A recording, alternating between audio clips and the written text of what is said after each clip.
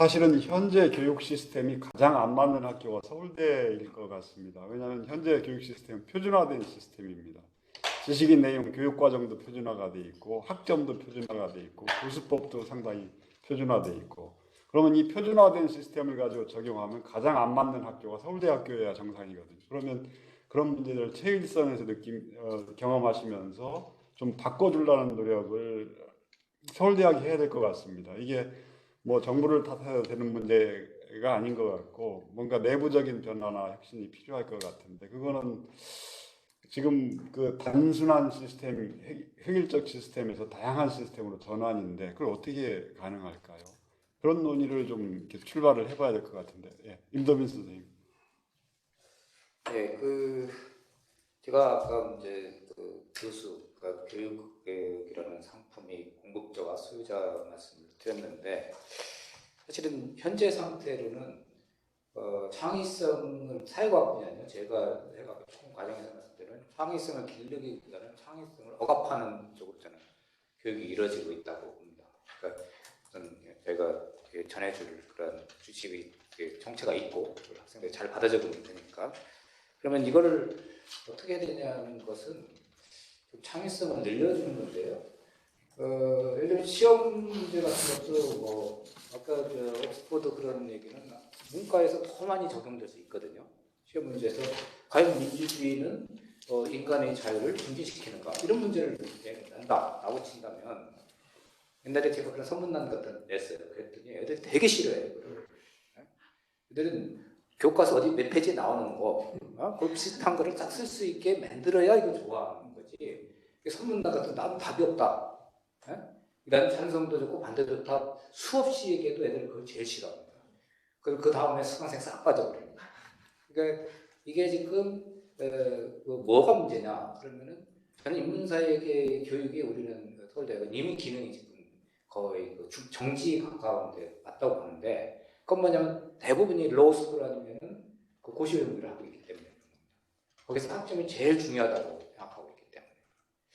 그래서 그 방법을 좀 한다면, 이게 어떤 교수님이 이렇게 하고 저렇게 하면 이렇게 해서 참 문제가, 어차피 그러면 또 쏠려버리긴 하겠지만은, 방법 중에 하나는 첫 번째로는 이 특히 뭐 대학은 물론이고 대학에서도 학부 과정의 강의에서도 교과서는 없어야 되겠다 생각해요. 이게 무슨 표준화된 뭐가 있는 건 아니거든요. 그건 하나의 출발점이지, 학생들은 그건 내가 알아야 될 전부인 줄 알고 있어요. 이게 맥시멈으로 알고 있습니다.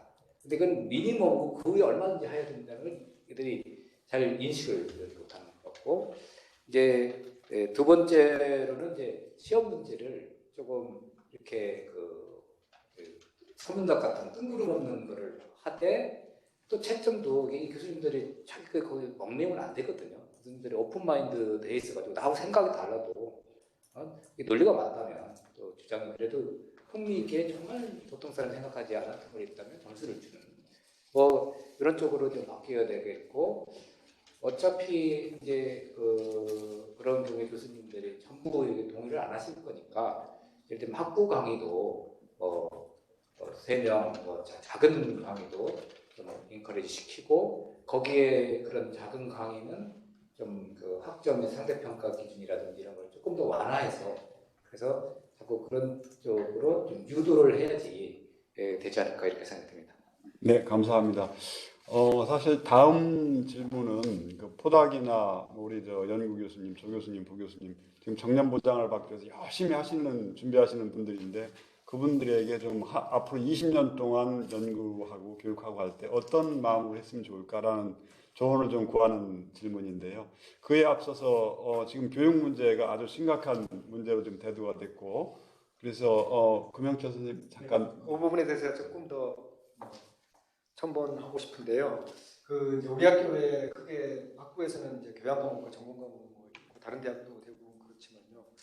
우선 제가 되리켜 보면 서울대학교 온 지 지금 20년 다 돼가는데, 교양 과목의 경우에 교과목 리스트가 많이 안 바뀌었습니다.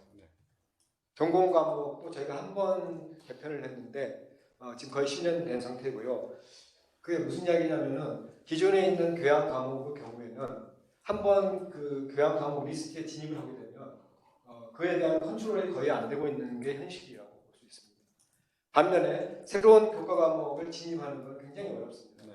그러니까 이 이야기는 사실 새로운 교과 과목이 많이 진입을 해야만이 새로운 학문에 대한 트렌드들을 우리가 교양 수준에서라도 접할 수 있고 또 아까 말씀하신 융합 교과목 같은 것들도 도입할 수 있고 이러는데 물론 지금 기초교육원에서 융합 교과목 개발하려고 많은 노력을 하고 있지만 기존에 이미 존재하고 있는 교과목들이 아까도 말씀드린 것처럼 거의 8, 90% 정도는 계속 10년, 20년 유지되고 있거든요. 물론 그 안에서 교수법이라든지 교수 내용이 조금 달라질 수는 있지만 커다란 변형은 저는 없다고 생각되거든요.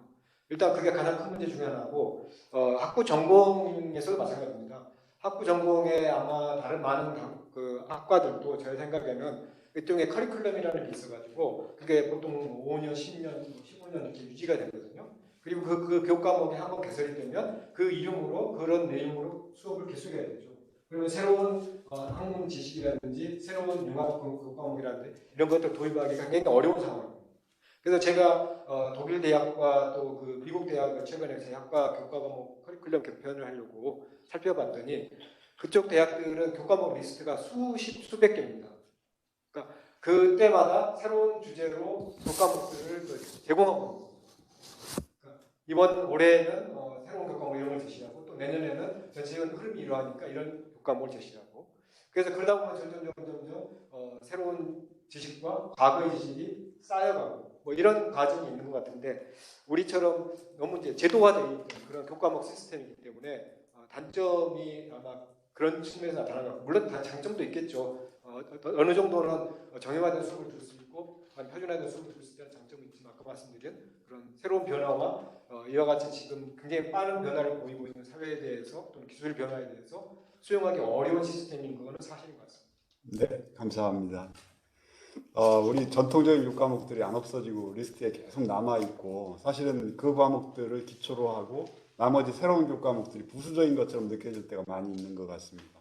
많은 변화가 필요한 부분이고 해야 되는데 아마 교수님들 생각은 아직 이런 전통적인 교과가 정말 우리 학문 분야의 파운데이션이다 이런 생각이 믿음이 강하시기 때문에 쉽지 않은 것 같은데 변화가 불가피해 보입니다. 예, 저도 교육에 대해서 좀 더 말씀을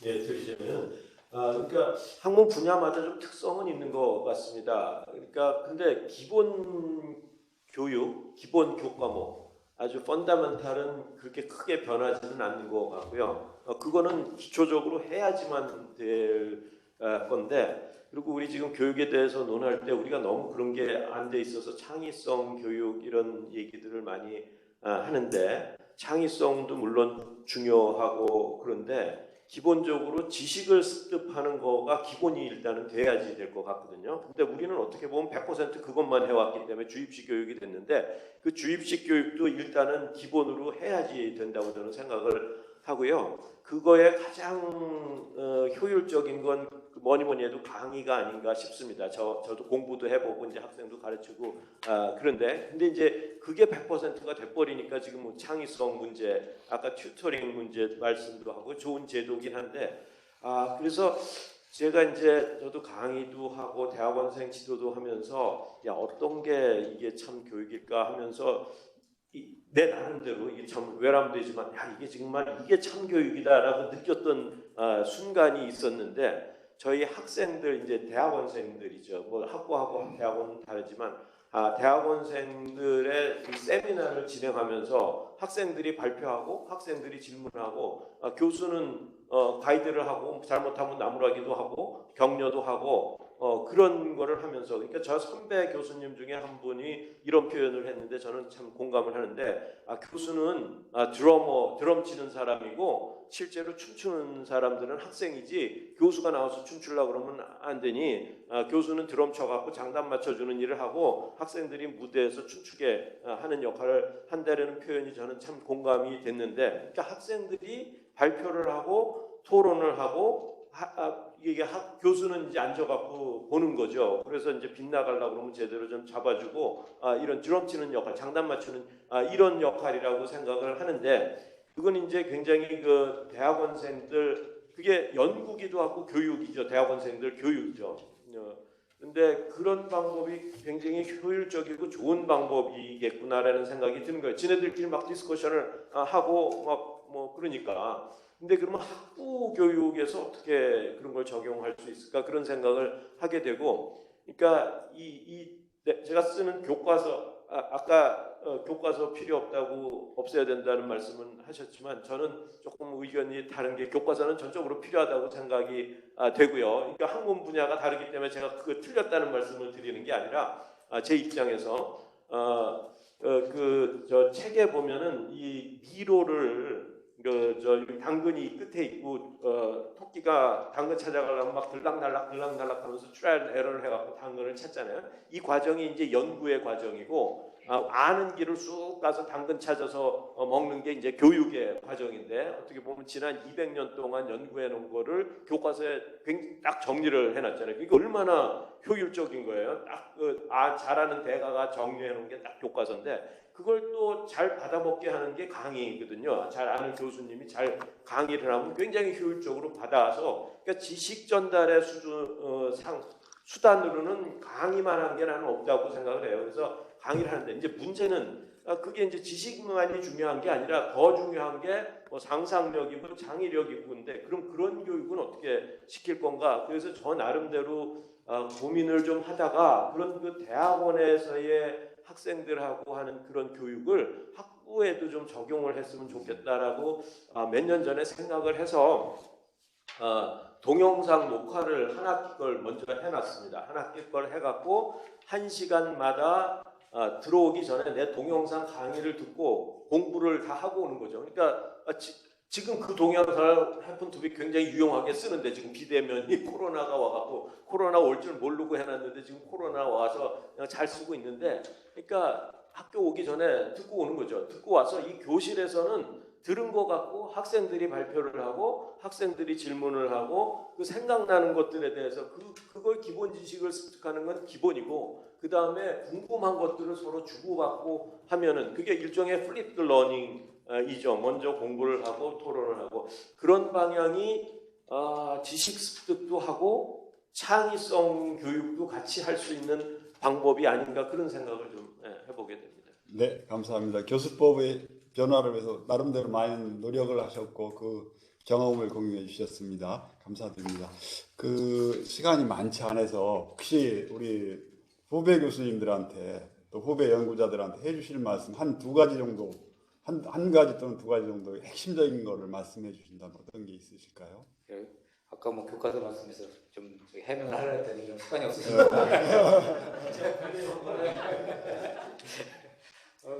지금도 제가 이제 그 여기 지방에 계신 대학 가끔 전화를 와서 우리 학교 지금 이번 학기 교수를 뽑는데 좋은 사람 없냐, 어떤 사람 필요하냐, 서울대학 나오고 미국 박사 이렇게 얘기를 합니다. 그 얘기를 들으면 그 얘기를 하는 사람이 우리 행정대학원 박사도 있고요, 또 외국 박사도 있고 그렇습니다. 그 지금 질문 신현철 교수님 말씀드렸는데만 저는 할 말이 없어요. 젊은 학생들은 다 외국 가라고 수밖에 없어요. 미국 가서 박사 받아와라. 여기 와 있어봤자 취직하기 힘들다. 근데 아무리 봐도 그건 아닌 것 같고, 계속 이제 학문의 뭐 종속성 뭐 이런 거 해서는 아닌 것 같고, 그건 우리가 노력을 좀 해야 되지 않을까, 이걸 보거든요. 그래서 일단은 젊은 이제 학문의 길로 이제 들어설지 안 들어설지 하는 분들은 자기가 정말로 이 학문을 좋아하는지, 자기 선호라고 할까요, 취미라고 할까요, 이거를 먼저 생각을 해야지, 교수라는 자리가 꿀자리니까 자리가 탐나서 이걸 하든가, 그래야 되니까 논문 써야 된다, 이게 주객이 바뀌면 힘들지 않을까 생각합니다. 네. 일단은 학문에 대한 열정이 좀 있어야 된다. 그리고 당분간 이 사회과학 분야는 외국 박사에 대해서 비해서 좀 시장에서 수요가 좀 낮을 테니까 그런 것까지 각오를 하고 좀 할 수밖에 없지 않냐 이런 거고요. 두 번째로는 이제 그러다 보니까 사실은 우리가 그동안 탑다운으로 그 서구에서 배운 이론을 이렇게 이제 전달받는 시기였다면 이제는 버텀업으로 자기가 우리 한국 사회에서 일어나는 현상을 갖고 연구를 해야 되기 때문에 그 처음부터 이렇게 좀 앞으로 20년, 30년을 이제 생활할 테니까 자기가 관심을 가지고 있는 그런 하위 전공 분야라고 할까요? 연구 토픽 이런 거를 꾸준히 좀 갔으면 좋겠습니다. 근데 이제 우리 행정학의 특수성인지 모르지만 사실은 뭐 수요가 막 바뀌니까 뭐 지금 AI 좋다니까 뒤로 가야 되고 정신이 없거든요. 그럼에도 불구하고 그런 시류의 변화에 또 쫓아가면서도 또 원래 관심을 가진 그런 분야가 있을 겁니다. 그러니까 한우물을 파는 그런 연구 주제면에서 가급적 그런 노력을 하라. 또 결정적인 순간은 또 180도 바뀔 수도 있겠죠. 그렇지만 그것이 있는 사람하고 없는 사람하고 좀 차이가 있을 거라는 말씀을 드릴 수 있겠습니다. 네, 감사합니다. 그 좋은 주제를 정해서 그 주제를 한우물을 파되 그 외국에서 박사학위 받고 온 사람보다 훨씬 좋은 성과를 내서 진검승부를 해서 이겨봐라 하는 도전감을 심어주신 것 같습니다. 감사합니다. 그럼 이원재 교육 말씀을 하시니까 저도 잠깐 한마디 드리겠습니다. 제가 보는 관점은 두 개가 있는 것 같아요. 제가 처음에 25년째 들어왔을 때와 지금 가장 큰 다른 점 중에 하나는 여기 문과에 계신 분은 잘 모를 수가 있는데 지금 카이스트나 포항공대 같은 경우에는 모든 강의를 영어로 합니다. 모든 강의. 그래서 저는 그 다음에 지금 서울에 있는 굉장히 많은 사립대에도 영어로 하거든요. 이유는 뭐냐면 아마 학교 순위 같은 거에 굉장히 이제 민감해서 영어로 한다고 생각하는데요. 근데 거기 참 문제가 있다고 생각하거든요. 아까 미국권 박사를 얘기했지만 아직도 그걸 잘 구분을 못하는 것 같아요. 지금 조금 전에 튜터링 얘기를 했지만 만약에 100편의 성문단 같은 데 답을 하려면 과연 우리가 한국말을 모국어로 쓰는 사람들이 이걸 영어로 하겠어요? 누가 영어로 적고 누가 영어로 고치겠어요? 말이 안 되는 얘기거든요. 결국 우리는 창의적인 아이디어 자체를 내는 건 우리 언어로 형성을 해야 되는 거고, 그렇지만 한국어가 퍼플러하지 않으니 그렇게 정립된 창의력이 반영된 연구 결과를 남한테 전달할 때는 전달을 위해서는 영어라는 걸 빌려야 되겠죠. 그러니까 어떤 전달을 하는 거와 습득을 하는 자기가 만들어내는 거에서 어쩔 수 없이 우리가 두 가지 언어를 써야 되는데요. 근데 제가 봤을 때 옛날 지금 어떤 지식을 취득하는 데는 뭐 영어로 할 수도 있을 것 같긴 해요. 그렇지만 창의력을 기르고 창의적인 생각을 하고 창의적인 내용을 가지고 논문을 쓰고 뭐 에세이를 쓰고 할 때는 한국말이 굉장히 중요할 것 같거든요. 그래서 그런 것들이 좀 구분되지 않은 것 같지 않냐 하는 얘기를 저희들 과학하는 사람들이 많이 하거든요. 그래서 과연 카이스트나 뭐 포항공대에서 100% 영어를 강의하는 게 그게 과연 옳은 거냐 하는 문제에서 저는 개인적으로 옳지 않다고 생각하거든요. 그런데 그게 하나의 교육에서의 어떤 굉장히 큰 트렌드화되어 있고 그 논리를 잘 못 벗어나는 것 같아요. 영어를 잘하면 창의적인 건 아니잖아요. 그러니까 이제 그것을 이제 빨리 벗어나야 될 것 같은 이제 우리 고정관념에서 그런 거고요. 두 번째는 제가 영어 지금까지는 이제 강의를 하는 언어에 대해서 말씀을 드렸고요. 두 번째는 뭐 아까 지금 튜터링 시스템 이런 좀 혁신적인 시스템을 했을 때 가장 큰 문제가 뭐냐면 서울대학교는 교수 1인당 뭐 몇 학점을 해야 되잖아요. 이런 것을 벗어나지 못한다면 이 또한 이제 불가능한 게 되니까 그래서 어떤 시스템의 변화가 같이 동반이 돼야 된다 이런 이제 말씀을 드리고 싶었습니다. 네, 뭐 옥스퍼드나 캠브리지 같은 경우는 프로페서 트랙도 있고 리더 트랙도 있어 조금 분리해서 리더들한테는 많은 교육을 할 수 있도록 역할을 주시는 것 같더라고요. 그래서 조금 우리하고 상황이 다르긴 하지만 우리도 좀 뭔가 변화를 모색해야 될 시점이 됐고 그런 면에서 보면 상당히 또 시사점이 있는 말씀을 해주신 것 같습니다. 영어 강의 중요하긴 한데 이제 그 컨텐츠의 질로 승부를 해야 되는 거 아니냐는 취지로 저는 이해가 됩니다. 그래서 아마 그 젊은 선생님들이 더 좋은 컨텐츠를 개발해서 우리 학생들하고 교류하면서 눈높이를 맞춰서 수업을 하자는 취지로 말씀을 해주신 것으로 이해가 됩니다. 구명철 교수님. 네, 후배 연구자나 학문 수업 세대들한테 간단히만 좀 시간이 없으니까 이야기 드리면 우선 그 젊은 연구자들에게는 이런 말씀 드리고 싶어요. 사실 한국 사회가 공부하고 돌아오면 굉장히 복잡하기 때문에 연구만 한다든지 어떤 수업에만 전념한다 이런 게 어렵거든요. 그래서 잘못하면은 자기 연구 좀 등한하기 쉽고 이렇게 되는데 일단은 그렇게 많은 일들 또 복잡한 일들 여러 가지 문제점이 있어서 그럼에도 불구하고 학회나 또는 무슨 논문이나 이런 것들을 먼저 자기가 하겠다고 신청을 해놓은 상태에서 시간을 보내다 보면 어느 순간에 그걸 다 이뤄내는 것 같아요. 우리가 또 각자가 책임감이 굉장히 강한 사람이다 보니까 그러다 보면 어느 순간에는 내 연구가 쌓이게 되고 그게 또 기반이 돼서 더 큰 연구도 하게 되고 이랬던 것 같고요. 마지막으로 제가 대학원 학생들한테 이야기 드리고 싶은 거는 이런 게 있습니다. 그 요새 학생들이 분야에 관계없이 대학원에 오는 걸 상당히 좀 이렇게 두려워하는 것 같아요. 제가 공대까지도 그런 이야기를 좀 들었는데요.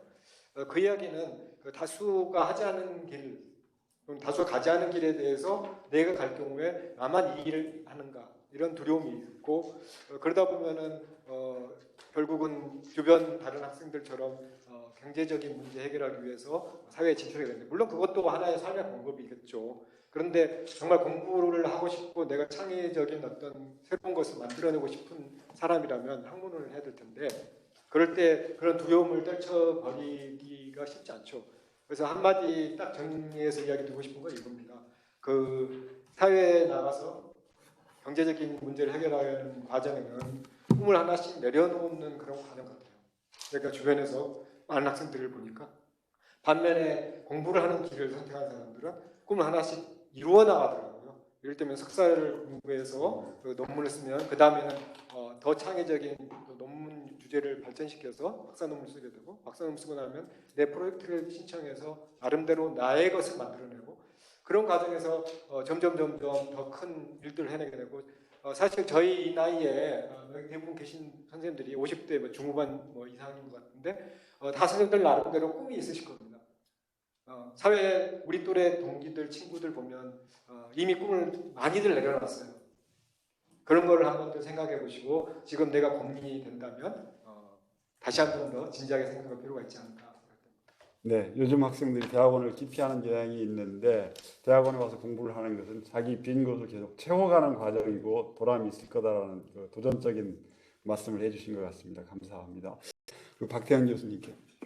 예, 그 젊은 연구자나 대학원생들한테 하고 싶은 말씀 얘기를 하셨는데 지금 이제 학문적인 거에 자기의 그 전문 분야에서는 경쟁력을 가져야 되는 건 아주 기본이고요.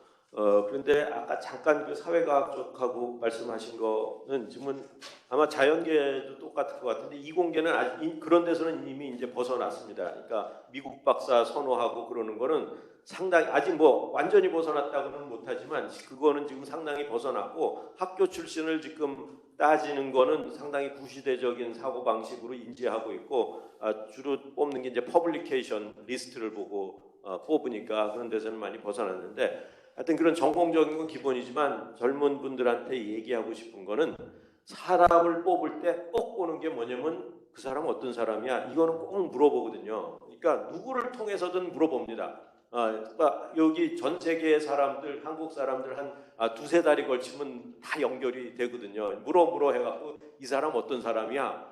그런 물음을 받았을 때 자기가 당당한가에 대해서 늘 염두에 둬야지. 이건 하루아침에 이루어지는 게 아니거든요. 그리고 누구를 통해서냐면 주위 사람들을 통해서 이게 다 비춰지는 거기 때문에 지금 자기가 처해 있는 옆자리에 있는 동료들이 다 CC 카메라거든요. 다 녹화되고 있는 CC 카메라들이라서 내 옆에 있는 사람이 나를 어떻게 볼까? 그거를 늘 염두에 두고 그 사람한테 누가 나를 뽑으려고 그럴 때 물어봤을 때 저 사람이 나를 어떻게 인식을 하고 얘기할까를 늘 염두에 두고 사셔야지 나중에 파이널리스트에 들어갔을 때 뽑히지. 파이널리스트에서는 상당 부분 인간성을 보기 때문에 CC 카메라 주위에 켜져 있는 주위 동료들이 나를 어떻게 볼까를 염두에 두시고 사셔야지 커리어 패스해도 되고 좋은 인간성을 쌓을 거라는 생각 말씀을 드리고 싶습니다.